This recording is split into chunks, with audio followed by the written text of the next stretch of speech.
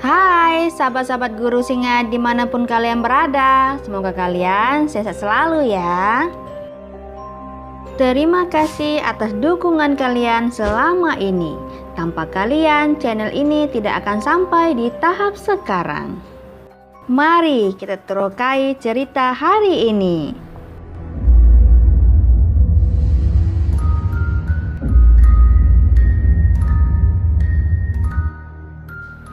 Atlantis The Lost Kingdom Tanjung Balau menyimpan banyak misteri dan cerita, mulai dari pembangunan yang terbengkalai sampai hal-hal gaib yang terjadi. Ramai orang yang telah mengalami hal-hal gaib di bangunan ini, namun ramai juga yang menganggap bahwa itu hanya mitos belaka. Konon katanya, Hotel Atlantis The Lost Kingdom adalah hotel yang terbengkalai paling berhantu di Johor, Malaysia. Terletak jauh di dalam hutan berdekatan dengan bibir pantai, hotel ini terlihat berdiri dengan sangat kokohnya. Bangunan yang begitu besar dan kelihatan megah apabila tidak terbengkalai. Walaupun begitu, bangunan itu terlihat sangat cantik dengan desain arsitek yang mengagumkan. Terlihat bangunan itu terbiar, namun boleh dibilang cukup bersih dari lumut dan rerumputan. Hanya saja pohon-pohon di sekitarnya tumbuh rindang dengan menjulang tinggi ke atas bangunan. Bangunan hotel ini dibina sekitar awal tahun 1990-an, sebelum berlakunya inflasi mata uang dunia pada tahun 1998 akibat permainan George Soros pada waktu itu. Masa proses pembangunan hotel ini masih belum ada perkampungan di sekitar hotel, alias masih hutan. Namun begitu, ada juga perkampungan nelayan Balau yang sudah bertapak sejak awal tahun 1990-an, tak jauh dari bangunan Hotel The Atlantis The Lost of Kingdom. Bangunan Hotel Atlantis The Lost Kingdom ini terinspirasi dari reka bentuk bangunan pada zaman dulu yang bernama Kota Atlantis yang hilang. Kisah Kota Atlantis yang hilang ini diceritakan oleh ahli sejarah Yunani bernama Plato sekitar 2300 tahun yang lalu. Menurut bukunya, Kota Atlantis ditenggelamkan ke dalam laut dalam masa sehari saja, terus hilang untuk selama-lamanya. Tapi Hotel Atlantis yang ini tidak hilang, tapi hanya terbengkalai dan telah ditinggalkan. Apabila dilihat dari atas, bentuk hotel ini menyerupai lubang kunci raksasa dan ada kemiripan dengan bangunan di Romawi kuno. Sedikit tentang asal-usul bangunan hotel ini. Proyek ini dimiliki oleh Bimacom. The Atlantis telah diusulkan untuk pengembangan kondominium dan hotel resort sebagai bahagian dari proyek pembangunan yang lebih besar bernama The Lost Kingdom yang terdiri dari 7 kerajaan yang hilang di Desaru, Johor Bahru. Salah satu resort pantai terbaik dan terbesar di semenanjung selatan Malaysia, 80 km sebelah timur Johor Bahru. Mega proyek ini ditinggalkan sekitar 2 dekade lalu setelah investor aslinya mengalami masalah keuangan akibat krisis dunia pada tahun 1997 hingga 1998. Dengar-dengar sih bisik-bisik tetangga, investor dan developernya orang Indonesia. Tapi yang penting pekerja-pekerja bangunan juga kebanyakan dari Indonesia. Bimakom Property Developer SDN BHSD yang terlibat dalam pengembangan pusat resort berskala internasional itu telah menginvestasikan sebanyak 150 juta ringgit hingga 200 juta ringgit untuk mega proyek hotel ini dan kondominium bernama Atlantis The Lost Kingdom di Desaru, Johor. Setelah lama terbengkalai dan ditinggalkan, diketahui tempat tersebut sempat menjadi tempat latihan para tentara Malaysia. Namun dari info yang saya dapatkan tidak ada gangguan mistik kepada anggota-anggota tentara tersebut. Mungkin juga ya tentara-tentara ini ditakuti oleh penunggu-penunggu di situ. Bangunan hotel ini juga menjadi tempat favorit orang-orang yang ingin berfoto, berselfie, bahkan ada juga yang menjadikan tempat ini untuk lokasi foto prawedding untuk pernikahan mereka. Banyak juga loh tim paranormal dan uji nyali di bangunan ini. Kalian boleh cari di YouTube, banyak YouTuber yang telah uji nyali ke tempat ini. Hal-hal misteri yang terjadi di Hotel Atlantis yang terbengkalai ini dari beberapa narasumber yang saya dapatkan melalui pencarian di Google dan juga YouTube, banyak yang mengalami hal-hal misteri dan ganjil seperti ada suara wanita menjerit, suara desahan, suara jejak kaki yang sedang berjalan di atas rumput. Bahkan ada yang mengatakan banyak melihat kelibat anak-anak kecil yang tengah berlarian. Ada juga melihat sosok kakek tua dengan muka yang terlihat sangat marah. Nah, ini salah satu perkongsian dari Google ataupun blog daripada Pixie Sasa pada 2015 yang bernama Alin menceritakan pada saat itu ia dan teman-temannya mendapat tugasan dari kampus untuk membuat film pendek seram. Akhirnya mereka memilih bangunan hotel The Atlantis ini.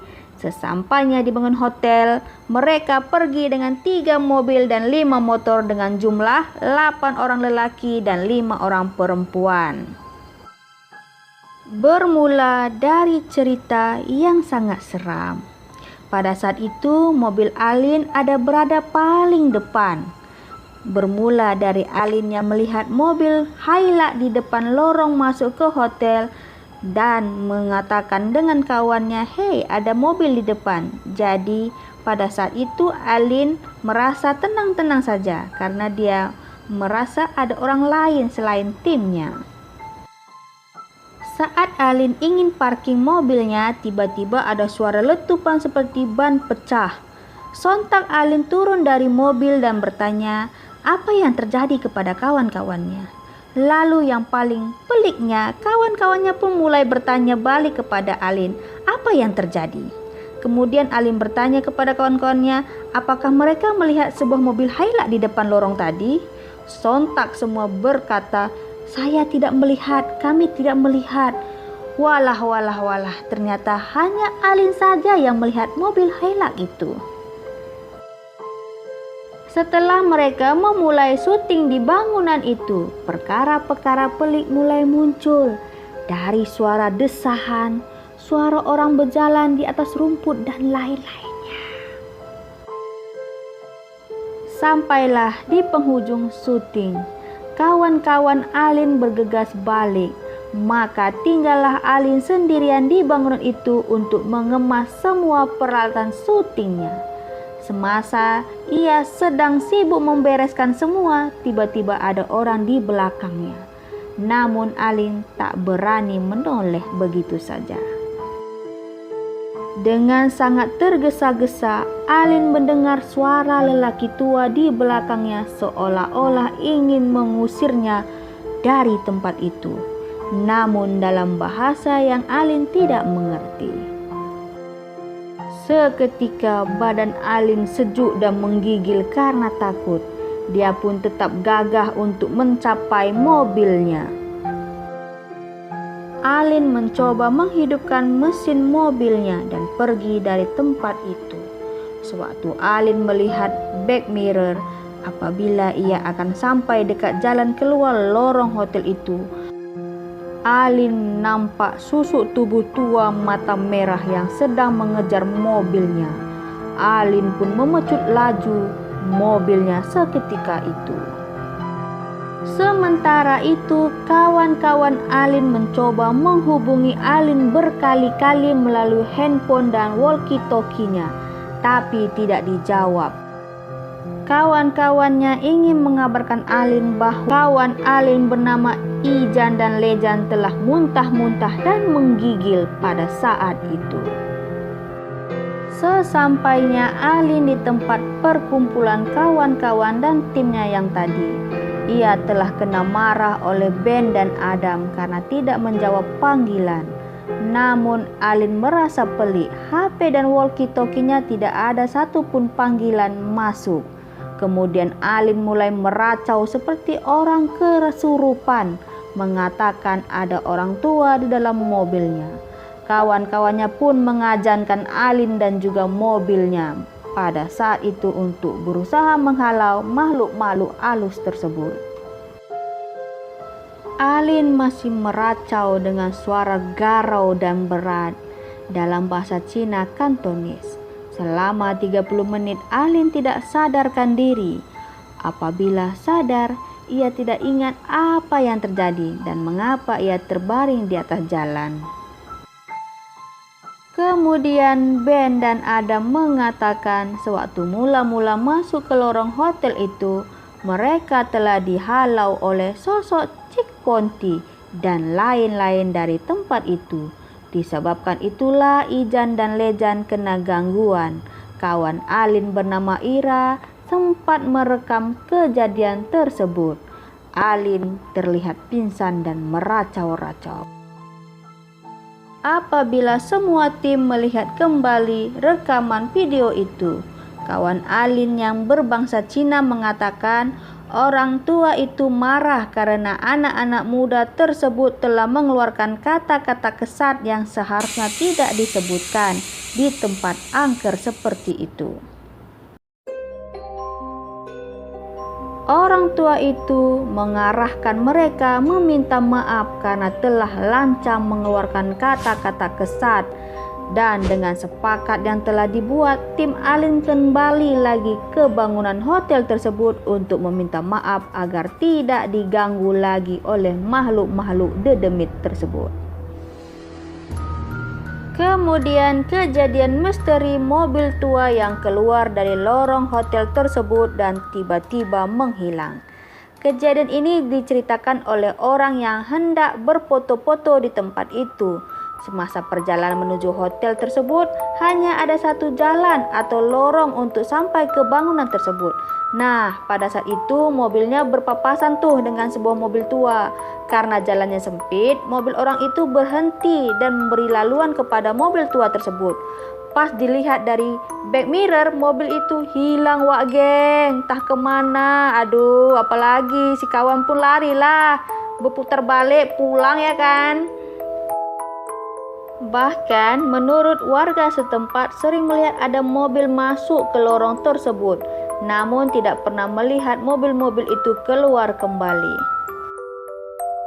Ada dua alasan sih mobil-mobil itu tidak pernah terlihat keluar kembali. Yang pertama, mobil para hantu dedemit di situ. Yang kedua, mobil para mafia dan mempunyai jalan rahasia untuk keluar. Kalau menurut kalian, percaya yang mana, wak geng? Kemudian pada tahun 1994 atau 1995, bangunan The Atlantis ini pernah dijadikan tempat pengumpulan 450 mayat yang mati ketika bot yang mereka tumpangi dari Indonesia terbakar dan karam. Dan makin bertambahlah seram tempat itu. Diketahui bot yang membawa begitu banyak orang dari Indonesia ini dikatakan membawa orang-orang yang ilegal atau orang yang seluduk yang ingin masuk ke Malaysia ya. Aduh, kasihan juga sih. Sampai sekarang Masih banyak berita tentang But Karam di sekitar perairan Johor, Malaysia. Namun sayang kebanyakan But Karam sebelum berlabuh. Tapi mayat-mayat korban But Karam sekarang tidak diletakkan di bangunan Hotel The Atlantis ya. Masih banyak lagi kisah-kisah seram tentang bangunan ini.